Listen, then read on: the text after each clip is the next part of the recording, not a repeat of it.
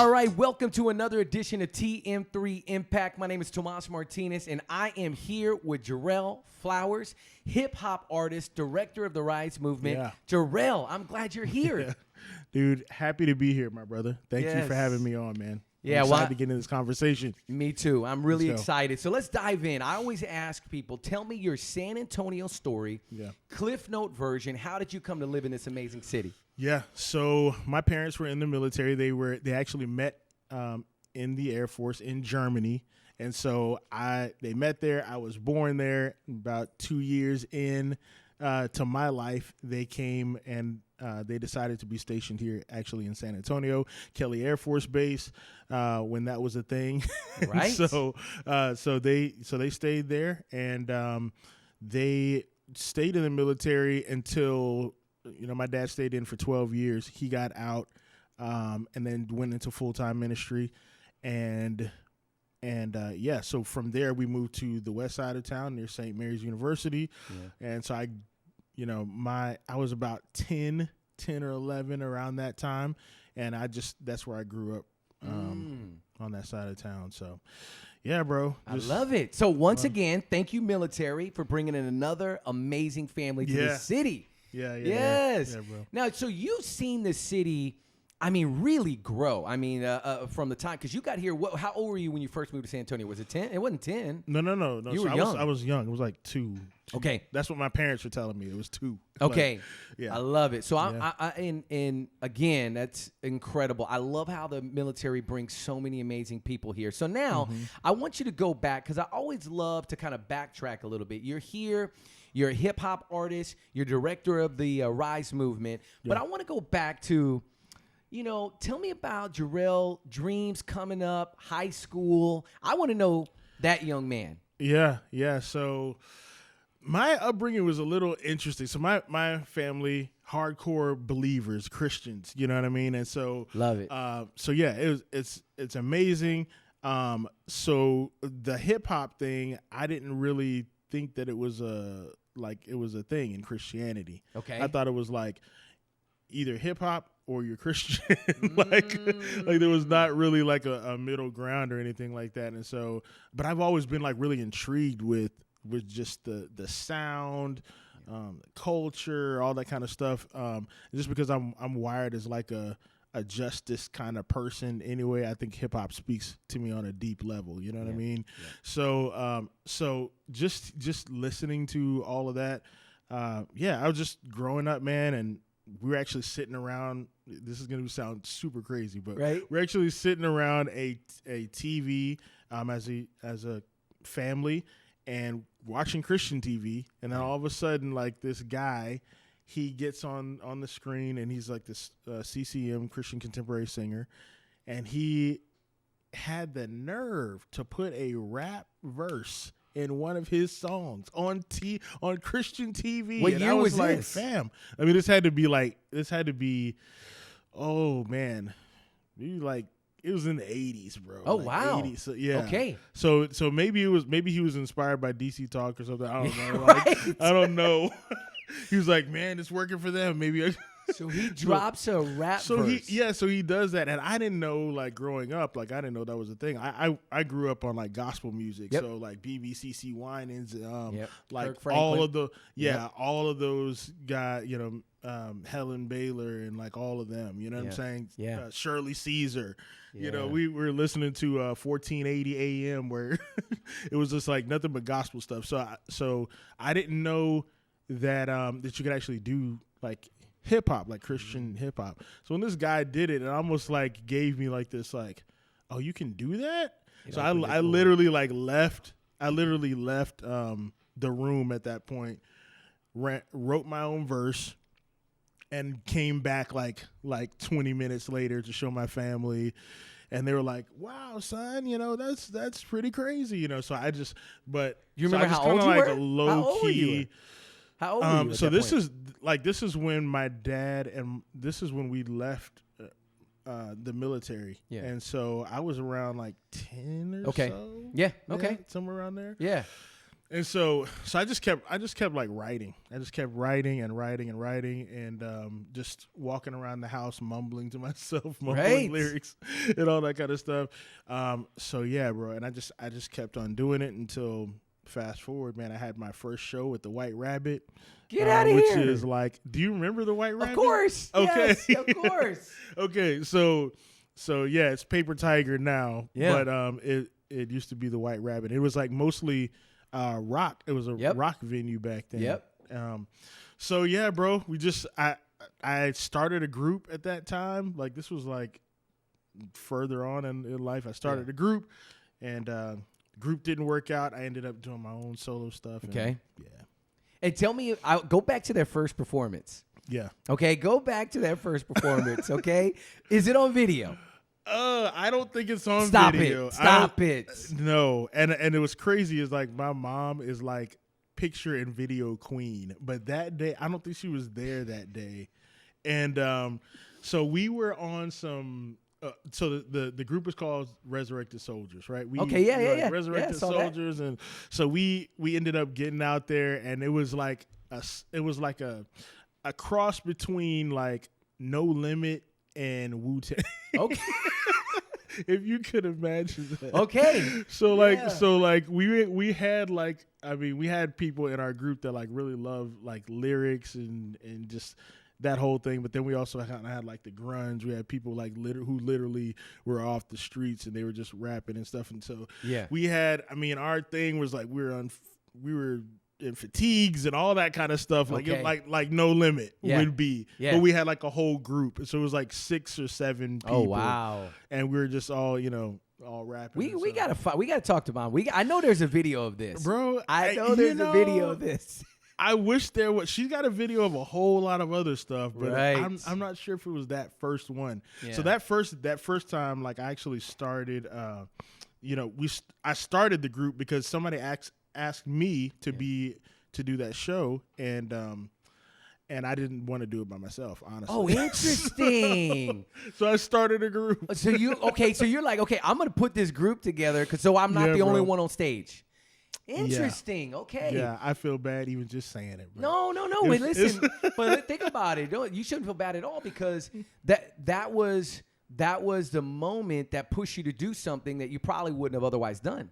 Right. Yeah. And so that's kind of smart. Yeah. And I think I've always been like wired that way too, to like do stuff in groups. Yeah. And we'll probably talk later on about the Rise movement and all that kind of stuff, but it's group effort, man. Yeah. You know what I mean? Yeah, for sure. So I've always been led in that direction. No, I love it. So do you remember performing those lyrics that day at the White Rabbit? Like it's yesterday, don't you? Yeah. It was we had this one song called because we were prepping for that concert. So we didn't really have music. I put the group together. I was like, I had all my stuff, you know what I'm saying, that I had never performed before. Okay. And so I was like, okay, but we're a group though, so we have to have a group song. Yes. So we ended up doing this song, which became our anthem, It was a song called It Ain't About Me. And yeah, bro. So after that concert and we did that song, like people started asking us to do that song other places. So we're at Military Drive, Southwest Military Drive in the car, they're cruising on Military. Yeah. So we would be one of those people just hanging out on the like those strip malls and just rapping, and sometimes we'd rap 2-3 times that night just in different spots and everything. And that's cool. Then that took us to other places and opportunities, and it was a really cool time, bro. Yeah. Like it was just that group. I have good memories, and like some other memories too, but mostly good. Yeah, for sure. Now, are you the type of artist that you like to write everything out? I am, bro. Okay, you like to write everything out. I take words so seriously, bro. Tell me about that process from a creative perspective. I'm in the process of wanting to write a book, right? And I've had this in my mind for years. As a creative person, right? Book writing, lyric writing, it's creative. Tell me about your process to write lyrics. Yeah. So it's really kind of changed over I guess since I've been creating. So when I first started, again, I was very growing up in a Christian household, like, so I would literally like grab the Bible and be like, what is the Bible saying? Yeah. Let me just write that in a creative way. So I loved that, you know what I'm saying? I have a really deep faith, you know what I'm saying, in Jesus. And so I'm like, yo, that was really formative for me. I think kind of as I'm growing, though, I'm like, okay, let's keep that faith, but then let's also say, what is God doing in my life? You know what I'm saying? Like, let me be more personable with it instead of preachy. You know what I'm saying? Oh yeah. So now I'm like, okay, what's going on, or what is God's story in my life right now? And don't skip over the bad parts. You know what I'm saying? Like, let's just go into what's actually happening in my life. Let's be personable and vulnerable and all that kind of stuff. And I'm just seeing that just reaches a whole lot more people than if I just like throw a scripture at them and be like, yo, this is what the Bible said. You know what I'm saying? So 100%. So when it started out, it was definitely just like opening the Bible and just saying, okay, this is good. I feel like I need to talk about this versus, okay, what is my experience like with matching up to the scripture? Like, what are the tensions that are there? And I just get inspired by anything. Like, we're having, my wife and I, we're expecting another kid and all that kind of stuff, and it's like there's a whole lot that goes into that. And how do I talk about that? What does that look like? You know what I'm saying?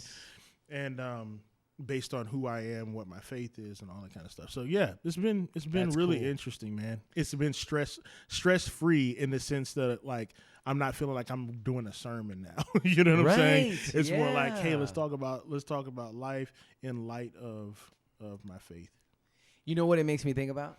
It makes me think about Andy Mineo's album, The Arrow and Through the Clouds. Oh yeah. And if you remember, when he dropped that album, you could tell he was going through some stuff. You know what I mean? And that album, my son and I burnt a hole. If there was actually an album or a CD, we would have burnt the hole in it. Okay, like you can't do that now. Okay, you can't burn up tapes and cassettes, right? But we would have burned up a cassette, a CD, an 8-track, or an album. We would have burnt it up because we love that album. Yeah. But the authenticity of that is what really hits. And I think that you're on to something with that, really, because that, being real about where we're at, it makes me think about, if you don't mind, I want to bring up one of your blogs. Yeah. Okay, because you have a blog. Yeah. Because part of your blog is the Freedom Movement Group. Yes. Right? Freedom Music Group. Yeah. Tell me a little bit about that, and then I want to bring up the blog that you wrote back in August last year. Yeah, so we actually started Freedom Music Group as a record label. So we started as a record label just to house my music. While I was kind of going the indie route, I was just trying to figure out, okay, should I sign with people? I was kind of going back and forth on that. Actually tried with a few record labels, and it just didn't work out. And so finally I was just like, dude, I'm just going to do my own thing. Yep. So it started out just to house my music. And so yeah, I just started doing that, started blogging through Freedom Music Group, putting out my own music through Freedom Music Group. And so, yeah, it's actually at an interesting place right now because of, which we'll talk about later, is the Rise movement, right? So because of that, now we have music coming out of the Rise movement that's going to be on this label as well. So so take me back. I'm interested because the blog that I wanted to pull up was a letter to the shepherd.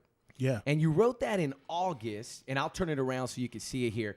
But you wrote that back in August 2020, right? August 4th.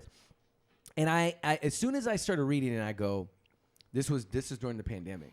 Yeah. This was during the pandemic. And you could just share a couple of words from it, and then just kind of just talk to me about kind of what were some of the things that were hitting at that moment that really kind of made this speak to you, this blog. Yeah. So let me just read it, a little bit of it. Yeah. Dear Shepherd, it's me again. You're sometimes overly anxious and slightly agitated sheep again. I just wanted to update you on how my plans to get us into green pastures are coming along. Honestly, it's the same sad song. Everything was going so well until everything went wrong. Waves of anxiety tried to drown me, and I don't think that I've ever felt so out of control. Please lead me to still waters. I desperately need you to restore my soul. So like those are like, yeah. So I actually wrote this. Because are you familiar with Oak Hills Church at all? Like Max Lucado? Oh yeah. Okay. Yep. I went to Oak Hills for many years. Yeah. So they actually asked me to do a spoken word, and they were doing like a sermon series on Psalms 23. Oh. And so I was doing that, and so I went into Psalm 23, and I was like, okay, let's do this. Yeah. And while I was reading it, bro, like what was crazy about this is before they asked me to do it, like a couple of weeks before that, my wife and I were going through Psalms 23, and we were just like really reflecting, because there was a time in our life where we were like heavy into Psalms 23. Just even my daughter, Naomi, her name is Naomi Raquel, right? Her middle name, and it means pleasant, beautiful lamb. Because we were in Psalms 23 at that time, and we're just like, man, God's gonna take care of everything that we need and all this kind of stuff.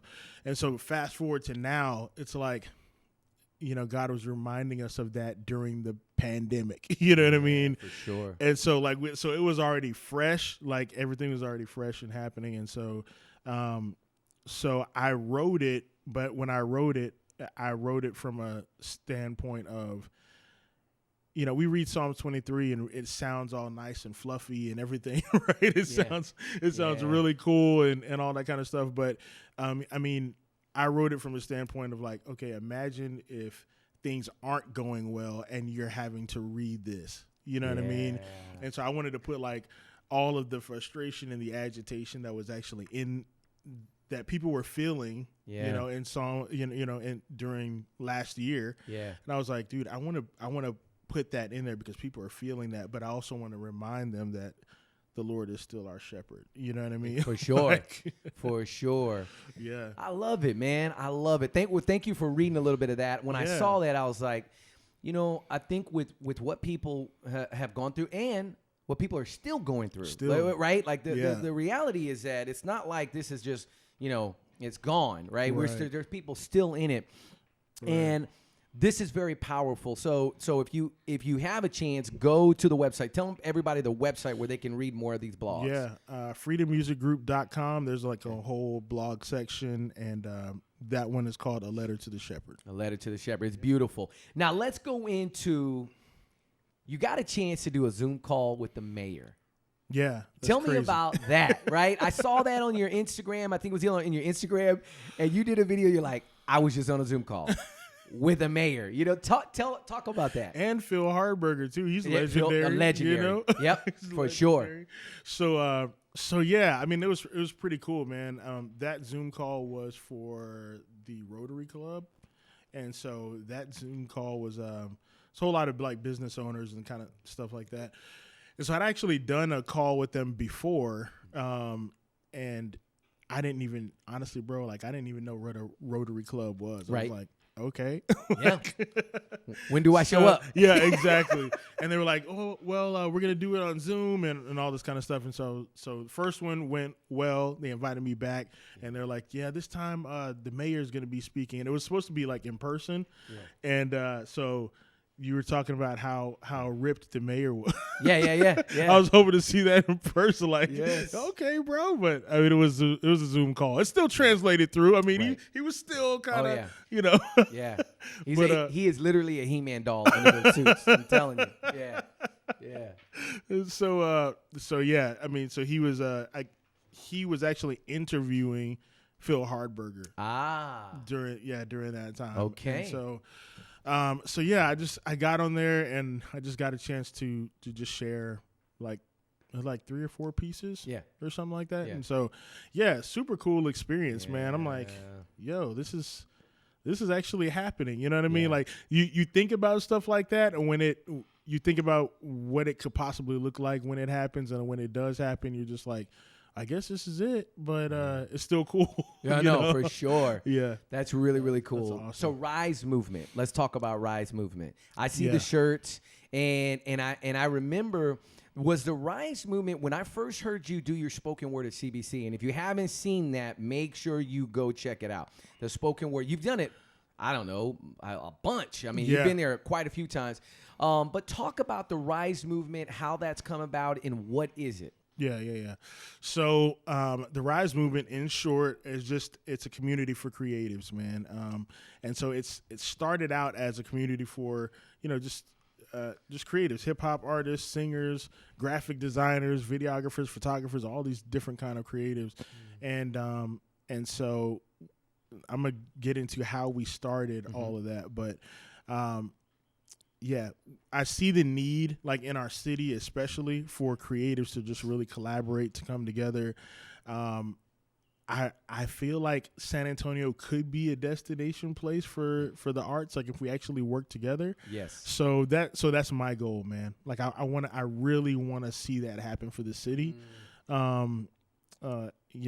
Every great metropolitan place is like, it's heavy in the arts. You know what I'm saying? Yeah. Because it just brings that flavor. It brings the culture of the city out. You know what I'm saying? So, I definitely want to see that happen for the city. So that's one of the reasons why I started it. Another reason why I started it, though, to a more personal side, is that I was actually working for a church during the time that I started the Rise movement. So I was working for the church. I was also touring. So this was like in 2017. Yeah. I had just come off of like my own touring, thing. I was touring my album that I actually came out with like 2 years before. Okay. I was just touring this thing and God just really blessed it and everything. So that year I had like 60 shows. Like, oh my goodness. Yeah. I had like 60 shows that in 2017. Plus I was overseeing like different areas of ministry, right? So it was a lot. Yeah. And so going into 2018, I was like, okay, what am I gonna do? This music is taking off, but then I also have this ministry stuff that I'm in charge of, right? So I was overseeing the children's ministry, worship team, youth ministry. I was like trying to do all of this stuff. And so I got to a point, man, where I just hit like a really bad, like it was a dark spot. You know what I'm saying? I'm not normally like a guy who's like all depressed and stuff like that. But at that point, like I had thoughts of suicide. Yeah. I was like, yo, what's happening? And it was crazy. Like I didn't write any notes and wasn't planning anything, but just the thought, just entertaining those thoughts was not at I never really like experienced it that depth before. Right. So I said, okay, man, like I felt like maybe other creatives felt the same way, because one of the things that I felt bad about was that I didn't feel like I had community. I didn't really feel like I had people to talk to about some of the stuff that I was going through as a leader. Right. You know what I'm saying? Of course. And so you have people that are serving with you, serving alongside you. You have people that are reporting to you. You have people that you report to. And all of those people, for me, I felt like there were no deep enough connections and relationships for me to say, hey, I'm actually, these thoughts are really messing me up right now. You know what I'm saying? Yes. You feel me? For sure. So, yes. So I was like, man, I wonder if other creators are feeling that way, because just the process of being a creative, sometimes it's very inward focused. Like you're trying to really go in deep and really, I guess just really, you're doing a lot of self-examination. You're doing a lot of all that kind of stuff. And so it's if I let it, for me, it could become a very isolating process. For sure. You know what I mean? Yes. Like you talk about writing a book. Like sometimes you're going into your own head and you're doing all this kind of stuff, and it can become an isolating process if you let it, right? Yes. So I'm like, man, what if there was more collaboration? What if there was other creatives that can get with each other and just really outside of collaboration, just talk about life and just grow together and love each other. You know what I mean? Like all that kind of stuff. And so That's kind of how I started it, man. And so you just started calling people up and say, hey, listen, we're going to get some creatives together. And you had you remember your first meeting? Bro, yeah, it was like me, my wife, and 2 other guys that I called. We just got over, invited them to the house. We're just talking. We had some coffee or whatever. We're just talking through stuff. And that turned into, that was such a great time of like connection. I was like, dude, what if there was other people out there that really needed this? So I literally put it out online and that kind of stuff. And within the first week, 100 people like responded to that. It was like, yes, this is like something that we need. And wow, bro. And so from there, we ended up having, we started doing like meetups at parks and like barbecues. We had house concerts and all that. Now, of course, I've seen some of those online. Yeah. So it's amazing. Of course, not all 100 people showed up, but we had like our first one. We had like 70 people that showed up to this thing, and then we kept on doing that, and we were still hovering around that 60s, 70, people kind of thing. And so we just kept on doing it, bro. COVID kind of messed up our rhythm a little bit. But what happened out of that was that, now we're starting to see a little bit more light at the end of the tunnel, right? With everybody kind of taking vaccines and doing all this kind of stuff there. So because of that, things are starting to open up a little bit more, I feel like. You know what I mean? So because of that, the people in our group, they had certain things that they wanted to do, and so now they're, in short, essentially, there's like these little nonprofits that are starting to form under the umbrella of the Rise movement. Oh, wow. And so, and all of them are art related. Yeah. Like they have art infused in there somehow, some way. So it's beautiful.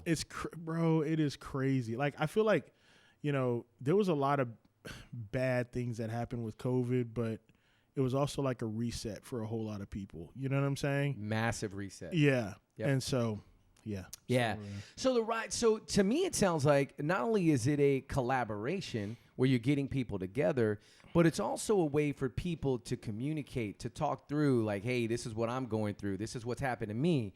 Does that sound about right? Bro, that's exactly what's happening. Yeah. Man. So you have on the collaboration side, there are people who are actually making money because they're collaborating. Yeah. Art is a very collaborative industry. Yeah. So like if you're, even on Spotify, like if you're collaborating with somebody else, it's probably going to go further than if you're just doing a track by yourself. You know what I mean? So there's a whole lot of that, but then there's just the side of like life. Like, hey, let's, great. One of the things that just does my heart joy is that actual relationships are coming out of Rise. You know what I'm saying? Like where people are actually getting together, hanging out with each other. Yeah. You know what I'm saying? Like that kind of stuff. I'm like, dude, I mean, priceless. Bro. That's priceless. No, for real. That's for sure. So Rise movement. So now, is there a membership? Is this like a group? Like how do people join this Rise movement? Yeah. So I mean, so there is a membership. Yeah. Like we don't really charge people to be a part of it. Yeah. But like if you go to freedommusicgroup.com/rise, you can learn more about the Rise movement and all that kind of stuff. But there's also so we have like a group. We have the bigger group, but then within that group we have smaller groups. So we have like a dance group. We have a group of producers. Okay. So there's other groups inside of that. So some people may not even like go to the website, but then they'll get connected through one of those groups, and they're like, oh wow, and then they realize that it's actually a bigger movement, you know what I mean? Yeah. So honestly, man, it's just been word of mouth and just actual relationships, and I've kind of wanted to keep it that way. Yeah. You know what I mean? Like where people are just like, hey man, hey, you need to connect with this, and like that's how I'd probably say like 90% of the people I love it are there because somebody else said, hey man, you need to check this out. You know? Yeah. So that's cool. I love it. Yeah. So shifting gears. You told me earlier you've been married 15 years. Come on, somebody. Right. 15 years in September coming up. No, Yeah. no. We celebrated 15 Oh, years. you did? So You're going coming on 16. Yeah. Okay. So I always talk about this because I share this with I had Julie Henderson, who you got to connect with. Okay? You and Julie got to connect. She is a vocal coach. Oh, and wow. Come on. She sang with Billy Graham. Billy Graham stages back in the day. She is like, you need to connect with Julie.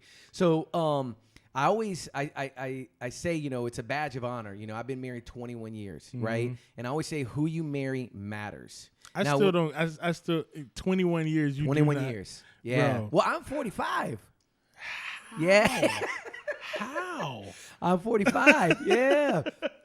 And so I have been training a lot. So I've been training for an Ironman. So it's just, that's definitely helping. That's definitely helping keeping me young and chasing my 11-year-old son Enzo.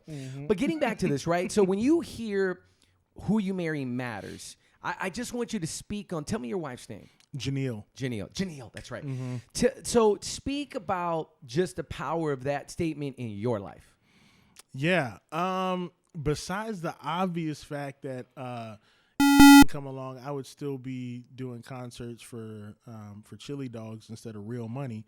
For real. That was the fact that I'm actually like doing stuff for real money. That's all her. Yeah, but she's incredible. So I actually met her in Bible school at this place called Texas Bible Institute in Columbus, Texas. Okay. So we met. She's originally from Florence, Alabama. Okay. And so she's from the South. Yeah. And she's just amazing, man. And so she's really balanced me like in a lot of ways. Like I can be a very extreme personality. Yeah. You know what I mean? Yeah. And so sometimes I'm just like in just basic decisions, I'm like all or nothing, let's go. You know what I'm saying? You're all in. Or all out, one of the two. Right. And she's like, well, we can actually, let's think this through, and we can do this and we can do that. Here are the options and all that kind of stuff. She's always like showing me the other side of stuff. And I'm like, man, that's awesome. So that helps me not only like in business decisions, but like when it comes to relating to people and all that kind of stuff too. Like I can be a very like, what's going on with this? Like, what's going on with this person? Right. All in or all out kind of thing. You know what I mean? And so just having grace with other people and just saying, okay, like this person's where they are, walking with people instead of like leaving them. You know what I mean? Yeah, like for sure. Just stuff like that. And so she's just made me like a better person. Yeah. You know what I'm saying? Overall, which has helped me like in my artistry, but just in everyday life. In your walk. Yeah. In your walk, right? I say the same thing. My wife has elevated me to a whole new, like even the studio. You look around this studio, like there's not one fingerprint of me in here because it would not look like this, okay? It would, if you saw this office about 3 months ago, I'm serious, you'd just be like, wow, Tomas, like you might want to get your wife to help you. So I finally let her and Crystal. She did great too. I mean, they just went to town on this office, and I love this studio now. And so, okay, great. So if you were to say keys, right? I always feel like there's keys that can unlock for people to maybe get to the next level. What would you say to some young married couples out there? You're 15 years in the game, right? Going on 16. Yeah. What would be a key, maybe one or two keys that were like, hey, if you just figure this out, it'll help you? Yeah. Bro, how many keys? There's so many keys, bro. Yeah, pick one key that could help somebody unlock something, Jarrell. Seriously, right? Bro, I feel like marriage is, and this is something that I had to learn and I'm still learning, is that marriage is not about like just my comfort and my joy and my satisfaction. You know what I'm saying? Serious. Like, I feel like even some of my unmarried friends, right? Yeah. I think they're, a lot of times, like, we just go into this mindset when we're thinking about marriage, like, okay, if this person makes me happy, than it's supposed to be, right? Yeah. But marriage, when you get into marriage, you actually understand like you have to be selfless instead of selfish, right? So you can't like just be thinking about yourself all the time and all that kind of stuff. And even when in every aspect of the relationship, like in every aspect of the relationship, like things are better when you're not thinking about yourself. Yeah. And so for a person who's like a very driven person, like I'm a driven personality. I love to like, what are we doing? Let's get it done. Yeah. Let's hurry up. I don't waste my time to, that kind of stuff. Yeah. So, sometimes not being selfish means like being patient. Yeah. You know what I'm saying? Like for a person like me, because I'm just like, okay, we need to get from point A to point B as fast as possible. And sometimes the journey's not as fast as possible. Right. But it's better. Yeah. You know what I mean? No, for sure. For sure. Now you dropped 2 keys. I don't know if you realize that. You dropped 2 keys. Number 1 is be selfless. Yeah. Right. And for all of you young marrieds, understand that process is so hard. It is to get on the other side of selfless. That it's a process. It's a process. It's not a day decision, right? You got to make the decision every second that you're in marriage to be selfless. And there will be times that you will be saying, I'm sorry, a lot. Right? Yeah. And number 2, the key you said is patience. You have to be patient. And, that was one thing with my wife. She's helped in both those areas big time. But the patience factor is something that it's so big, for relationships. If you want to get to the 7-year, the 15-year, the 21-year, you have to be selfless. You have to be patient, and just know that saying I'm sorry is okay. Yeah, bro. Right? It ain't gonna kill you. Right. It is not gonna kill you. I heard this quote, and I want all young people to hear this. I love this quote. If you have to eat crow, eat it while it's young and tender. And I said that, I came home from my mastermind. I said that to my wife. I'm like, think about it, right? It's easier to apologize in the beginning than to wait a couple days when it's now like that crow is like, now it's all hard. It's just, burnt up and you just don't want to do it. You're like, oh, I don't want to apologize now. No. Do it in the beginning because it's so much easier than to hold on. Come on. It's so much easier. Yeah. Dude. So now here you are. That's tweetable. That's tweetable. Right. That's a great Somebody quote. Tweet that. Yeah. I think it was Thomas Jefferson that said that. I think we'll give him credit. It wasn't me. That was not me. So you've got the Rise movement. You've got Freedom Music Group, right? Yeah. You are speaking at churches. You're doing the spoken word, where I saw you at CBC. Yeah. What's next? Is there an album that's coming out? Like, what's next, bro? Yeah. So we're doing a whole lot of speaking, like for different organizations. I've done some like rebrand stuff too. So for organizations, so there's people who give us their mission statement, vision statement, or what they're trying to do for their event, and they ask us so we with Rise, there's also kind of like a production aspect of it too, where we do videos and stuff for people. So they'll ask us to create something for their rebrand or create something for whatever they're doing, and they want me to sort of say it in a creative way. Yeah. And so I do spoken word and hip hop and all that kind of stuff, but there's also other artists in our group too. So I've kind of empowered them to do that as well. So they've done some spoken word. They do production. So a company comes up to us and they're like, hey man, we need a video for this. They'll give us all of their details of what they're trying to communicate. We'll write something, create music for it, create videos for it. And so it's been super cool, man. So we're getting into that. Okay. And then we're also empowering like these nonprofits that are kind of under the umbrella of Rise. And then I do have a project dropping. So it's the album is called Rise, to kind of give more visual to the actual movement that's happening. Yes. So it's actually coming out next month. Oh my goodness. I have another single dropping on the 25th of this month of June. Okay. So that one's crazy. Like That one's not even really like hip hop though, bro. Like it's like singing. I collabed with a girl here named Damadis Guerra. Okay. She's a phenomenal singer. She's like a gym in San Antonio. Okay. Bro. Shout out. She's amazing. Yeah. So connected with her on that song. That one's coming out, and then in July I've got 2 more songs coming out, and then the project. And then how many songs on this project? 10. Oh my goodness. 10, so do you already have the date?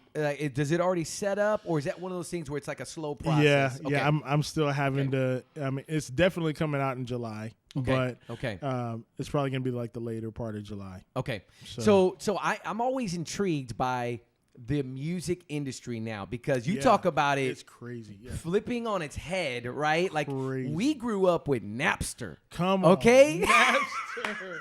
We grew LimeWire. LimeWire, okay? I grew up with LimeWire. How close are we in age? Are you I know you're younger than me. Okay, yeah, you're younger than me.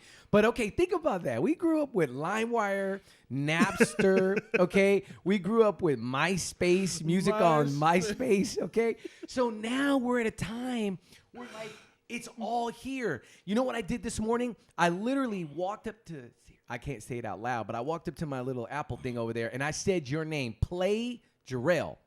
And guess what happened? Started playing your music. That's crazy. On Apple. We went from Napster to, I just said play Jarrell and it started playing your music. Isn't that amazing? And the Save Us song came up. Yeah. Love that song. Dude. Yeah. Powerful.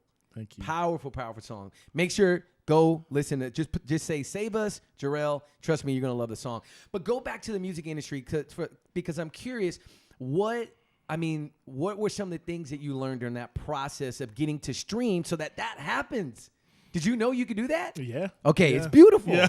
You know what I mean? It's like, I would have been like, man, if I could just say my name and it just started playing, I'd be like, man, that's pretty cool, you know? Anyways, talk about it. Bro, I mean, it's so, we were talking earlier about like CDs and like, bro, so the thing that tripped me out, because people were telling me, man, you got to get on streaming. You got to get on streaming.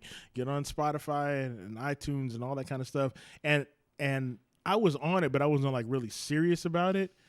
But then when I started seeing that cars weren't coming with CD players anymore, I was like, oh, snap. Like, they're not coming with CD players. Like, never again. Done. And so for me, like, I was for me, mainly like touring is my thing. So like when you're an artist, you have like about 4 or 5 different kind of streams of income. Well, there's more, but there's mainly like that handful. And one of them was touring. So the way that I sold my music was through printing, CDs, the merch, all that kind of stuff, because I'd just constantly be on tour. Yeah. So now with COVID and all that kind of stuff happening and really shutting down shows for the past year and a half, you know what I'm saying? Thank God they're starting to come back around, but like, but it's so everybody had to go, like, either to get your music heard, it wasn't touring. Like, you either were streaming, like you had to go heavy into streaming or virtual like concerts and stuff like that. Yeah. So I did like a couple of virtual concerts and all that, but it just didn't feel the same as like having people in the room and all that kind of stuff. So I had to go all in on the streaming side of stuff too. So that's kind of like what I'm doing right now, and it's good. You know what I'm saying? Is it hard to get on Apple like that? Is that hard? No. So it's not. Okay. On the technical side, it's not hard. Okay. Bro. Like, I mean, there's so many distribution companies that are out there that'll say, hey, I'll get your stuff on Apple, Spotify, all that kind of stuff. That's not hard. Okay. Like, but the whole thing right now is the big thing right now is playlist, right? So to get on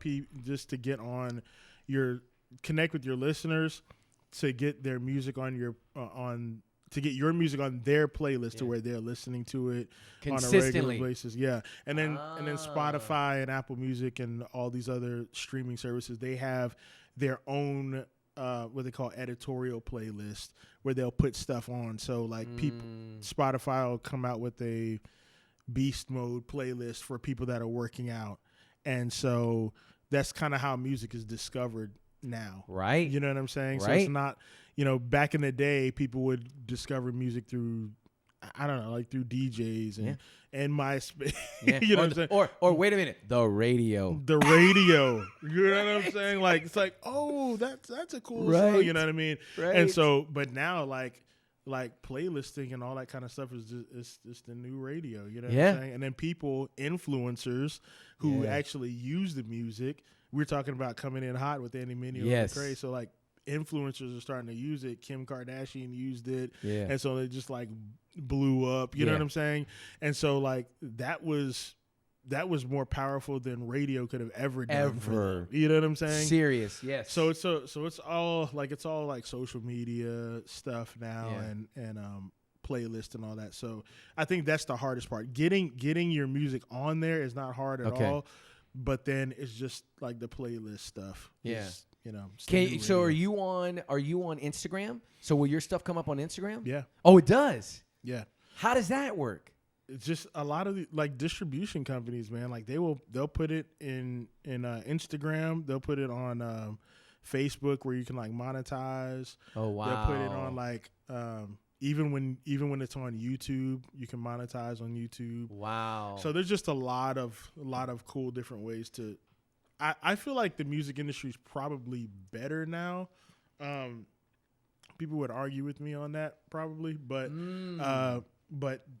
I feel like it's better in the sense that you can get your music exposed more. Right.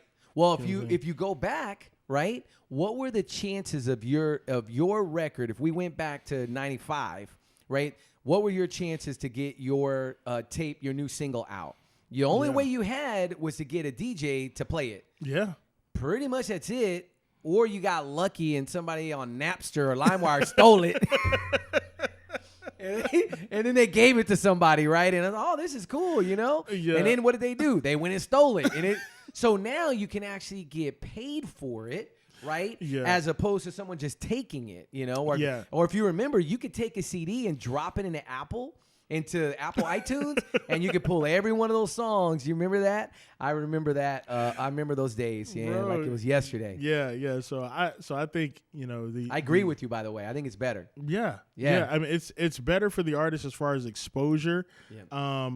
So I said that some people would probably argue with me because people actually buying records. So iTunes, right? iTunes has, you can buy an album for $9.99 or whatever. So that versus streaming, I mean, the money that an artist would get for streaming is just not, it's just not good. It's trash, honestly. Yeah. But but if somebody like bought an album, iTunes, so they're buying it for what, $9.99, right? You know what I mean? Like, so just a few albums. And you sell 3 albums, it's like $30 or whatever. Okay. Versus like you have to stream a lot of times just to get $30. You know what I'm saying? Okay. I forgot what the number is, but like there's a certain amount of streams that's equivalent to one album. Okay. Like one album bought, and it's like this crazy number. Yeah. So I feel like as far as money, it's really forced people to go outside of. Man, let me just bank on how many albums I could sell. So now you have to create this whole like ecosystem around your music. So you have to like create merch and you have to create all these, which is, I feel like it's good too because it's forcing creatives to be even more creative. Yeah. Like now you have to build a brand and a culture around like what you're doing versus let me just drop this hot song. Yeah. You know what I mean? Yeah. So, so I think there's like pluses and minuses, but it's been pretty interesting overall. Yeah. That's awesome. Well, listen, as we wrap this up, I want to thank you for coming on TM3 Impact and just knowing your story, what you're doing in San Antonio is powerful, and we want to support you in any way that we can. Yeah. I cannot wait for your album. I'm just going to let you know my son and I probably burn a hole in that one. If we had an album or a CD, we're going to get it on iTunes, okay? Yeah. Do you have a name? Is it just called Rise? Yeah, it was Jarrell. So I just wrote my name on Apple Music, Spotify, Jarrell. Yeah, I love it. And before we go, we have, if you're okay with it, I'd love to have your daughters come up because they're here in the studio. So we need to have them come on up here. I got to ask you guys a question. Come on up here.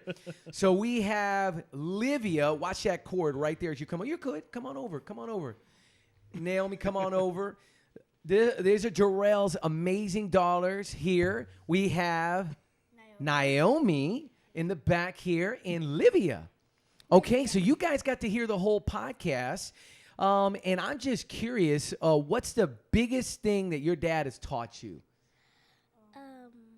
What's one of the biggest things that your dad has taught you?